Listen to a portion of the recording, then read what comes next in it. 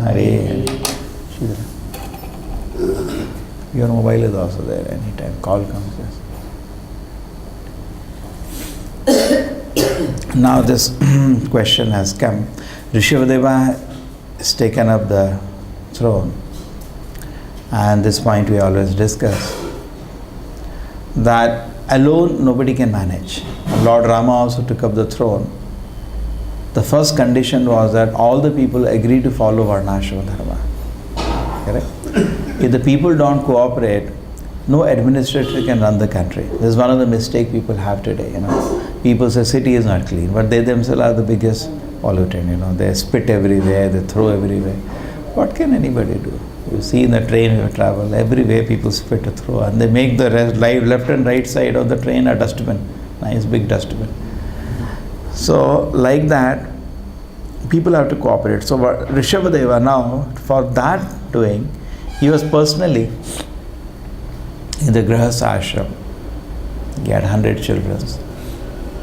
And through a household of life, different people have given example in different ways. He's showing how we can be a good example. And how basically we have a particular psychophysical condition. So we are suited for a particular role in the society. Maybe Brahmana, Kshatriya, Vaishya, Shudra. That doesn't matter. But apart from that, everybody has an opportunity to practice Krishna consciousness. Now for this, we need good examples in the society. Because most of the people, instructions is not something which attracts them. It's easy to instruct anybody. But people get very much inspired by a good example. For society, we need actually a very good example of people who are situated in whatever livelihood they have.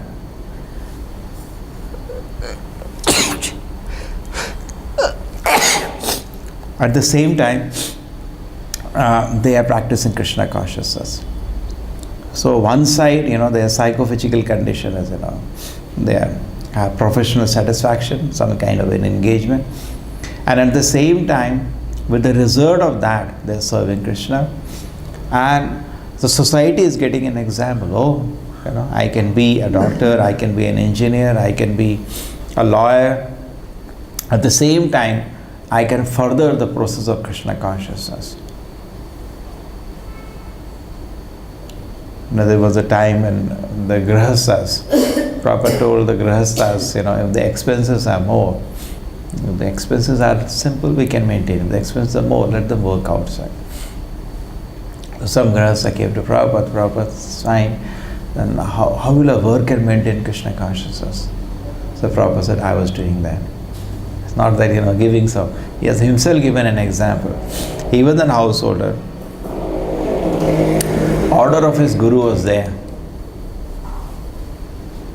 to spread the Krishna conscious movement. So he was doing his business. In fact, some of the people who met Prabhupada at that time, they said he was a pakka businessman. At the same time, we know what he did with that money. He was printing Bhakti Godhead magazine, correct?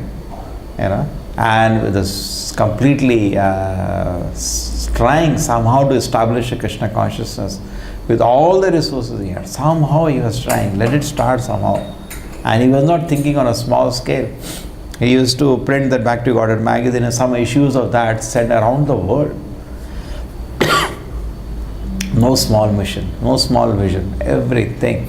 And finally, when actually the business collapsed, then he understood this way he can't do anyway. I don't know, they have. Because the fan too? No, not the fan. Not the kitchen, some smell. No, now we cannot do anything. Finish. So he could understand that I can't do, this will not work out, this mission is not. Then he took sannyas and he was doing as a sannyasi all the time. And he felt that his guru dragged him so that he become fully free from all family encumbrances and can fully dedicate himself. But otherwise, he, in his life also, he got an order from his guru when he was 20-year old. And he has taken up the mission, I think around 50 years, he has left his house. So for 20-30 years, he has tried. He has tried in all ways to somehow push this movement. So it serves as a good example. So that is very important here, Rishabhadeva personally. And in fact, what is most interesting is now he'll take all his sons and he say, I'm going to leave now. And he'll instruct his sons. And look at the knowledge he is giving. Prabhupada used to quote his verses day and day out. Nayam de bhajam niloke kashtana kamana. Prabhupada used to so happily quote his verses. So even though we can see what kind of beautiful consciousness he was maintaining as a householder. Bhaktivinoda Thakur also practically for most part of his life was a grahastha. But what a beautiful consciousness. So ashram is not a limitation. Most of the people have this idea that, because I am in samsara, Prabhupada says eating, sleeping, mating, defending.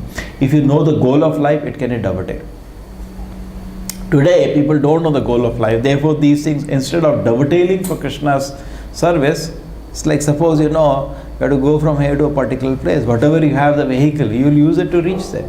Now you have a car, you have a helicopter, you have a cycle, or you walk. But destination of the life knowing is extremely important. And today in the society, people don't know this goal. Then it is just like we were joking. Suppose you know how to very nicely drive the car, but don't know where to go. Simply are wasting time roaming in the. So we should be very careful that we have an ultimate objective in life, and everything we do to whatever situation permits is towards moving that direction. Correct?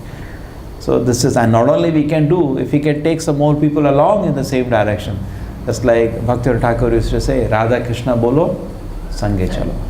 Come along, please chant. That is our desire. And then, the kind of, we had some students, I remember, when they went back home crying, thanking us. That's all I feel is meaningful, something we did in our life. Otherwise, everybody is engaged in something which is completely self-centered and meaningless finally. Some kind of a satisfaction, material satisfaction. You're never satisfied at the end of it. But here, it gives, at least we have to die anyway in this world, and it's not much remaining now. All of us, not much remaining. But at least, chalo, something good we did, we can. And people also feel, something contributed for Krishna's cause in this world. And there is no guarantee which form of life we have next life. Prabhupada says there is no guarantee. You don't know where we are thrown. Therefore, Prabhupada says, don't commit a suicide in human form of life. And we don't understand how seriously he's telling that. Just like we have an examination, and we have just some time remaining, and we mess up. And the teacher says, teacher knows what kind of exam will come, how much preparation is needed, and he sees us, spacing out what we call technically wasting time. And teacher will know, we don't know. We don't know when you get this opportunity, and if you fail, what will happen to your career? So we don't know, but the teacher knows, elders know. So similarly today, we don't know what reaction may come for our wasting our time. The devotees are discussing with Prabhupada that why did Krishna punish Bharat Maharaj, his son of Rishabhadeva, because he got a deer's body. Prabhupada said he gave up his duties. His duty to practice Krishna consciousness gave up, and he was running around with a deer. Therefore Krishna punished him. So it's true, Krishna remembers whatever devotion service we do. At the same time, Krishna wants to make us pure devotee. So we can't take it for granted. That is what the most of the people make a mistake. They take it for granted. No. Prabhupada says the example of Rishabhadeva is that just because you are devotee, you cannot do anything and everything. Correct? He was a devotee still. But anything, I can get a bit distracted. Chalega thoda, nothing. Little, and then it becomes big. It became so big that he was not able to sit and even chant his Gayatri. He was trying to do, and you'll be thinking where the deer is, and stop it and run away. He stopped all his spiritual practices. So we should be careful, even though by God's grace we have taken Krishna consciousness, that distractions are waiting next. Excuse me, 1 second, and all over them. And then this Prabhupada says it is like committing suicide, because we don't know when we are getting human form again to execute devotion service. And not only we got a human form, we got a shelter of such a great Acharya, we got shelter of Lord Chaitanya, we got the process given by Lord Chaitanya in Kali Yuga, which is the concession process. We're not going to get this concession process. Satyuga now, if you have to continue, be ready. 60,000 years. So we are in for a tough time. But only now we have a privilege opportunity. Very simple process. Correct? Very simple process. And we should not miss this opportunity. And not only, in Bhagavad Gita, Krishna says that somebody who becomes, Prabhupada says, it's a natural, very nicely explained. He said it is natural. Suppose you love somebody, you like to talk about him to everybody. It's natural. That's the proof you love that person. Correct?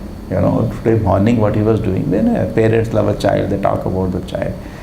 Like that, Prabhupada said the proof that you love Krishna is that you want to spread his glories all around the world. That's the proof. And we can see, sometimes what happens, because we are not personally seeing Prabhupada, we don't understand his glories. But we can see how much he was eager to spread the glories of Krishna all around the world. So how much he loved Krishna, correct?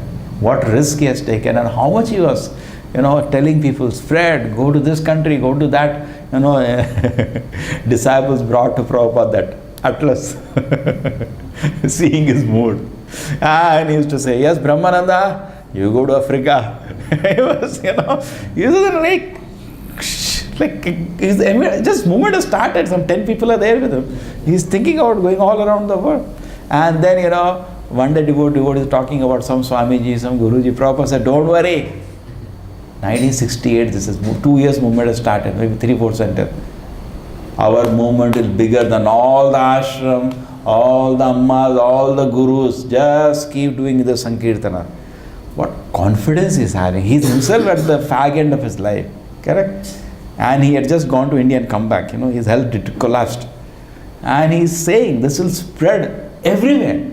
That is the kind of, that's how you have to lead the movement, with full enthusiasm. But he knows, Prabhupada says, he knows this is the Lord Chaitanya's mission. It will go to every town and village. With the blessings of Lord Chaitanya, Prabhupada, always it will go, don't worry. Don't bother about it. So why, somebody quoted, what is this Swamiji? Prabhupada, why you are giving any, notice to them? These people will be completely ignored as this movement explodes. So that is how the vision of Srila Prabhupada is. And to note something here, Madhvacharya is one of Purvacharya. He was, as incarnation of Vayu. And Vayu is one of the stalwart devotees because he was another incarnation, he came as Hanuman. So he's not ordinary, very exalted personality. And what happened was that he had taken one guru, so-called guru. His real guru was Vedavyasa. He came for actually establishing mission of Vedavyasa. And it said that just like Hanuman served Lord Rama and Bhima served Lord Krishna, Madhvacharya served Vyasadeva. His mission, written books but not properly understood, so he worked for it. And then what happened was Achyuta Preksha was his guru. Somebody had taken as his guru. And he was a bit confused because the whole India at that time was covered by Mayavada. Therefore, Madhvacharya, Ramanujacharya all have worked on dismantling it. So Madhvacharya was, in the Matha, and his guru opened his book, with book which he very much liked, which was Mayavada book. And he read the first purport. Madhvacharya found some 60 fault with that purport. Did not allow him to move. I told him that day.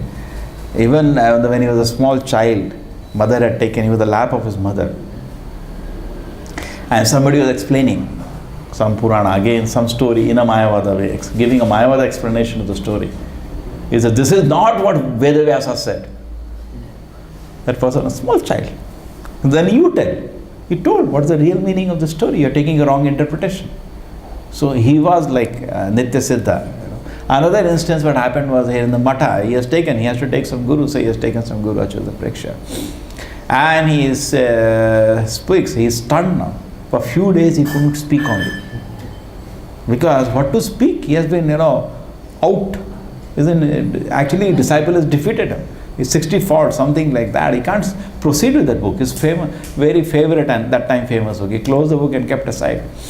And then after, Guru was a little hurt also. Because, so after a few days he went to the Guru and fell at his feet. Please forgive me, I have not done anything wrong. So then this happened. And then next what happened, finally the Guru took the Bhagavatam. So they started reading the Bhagavatam. And Madhvacharya, what happened that people had different editions in the sense that some verses were a bit different because he has handwritten passages now. So there was a little dispute which is the actual verse. So Madhvacharya said, this is the actual verse. So people started shouting, no, you can say whatever you want, how do I believe you? So Madhvacharya said, I know, this is the actual one. Then they want a proof that does he know all the verses. So his Guru said, can you recite the 5th canto? When you're seeing 5th canto, no, poetry is easy to remember. This prose, how can you remember? Even one verse you can't remember, it's very difficult. He recited the whole 5th canto. This is amazing. It's like a Vedavyasa reciting. Whole 5th canto, he recited. Vedavyasa also recited, So he recited. And people fell at us. This is extraordinary personality. So it's so nice. And Prabhupada says, we are worshipping Krishna. So we may be fools and rascals. What about the stalwart acharyas like Madhvacharya, Ramanujacharya? They have said, you worship Krishna. So we have accepted the path. Srila Prabhupada ki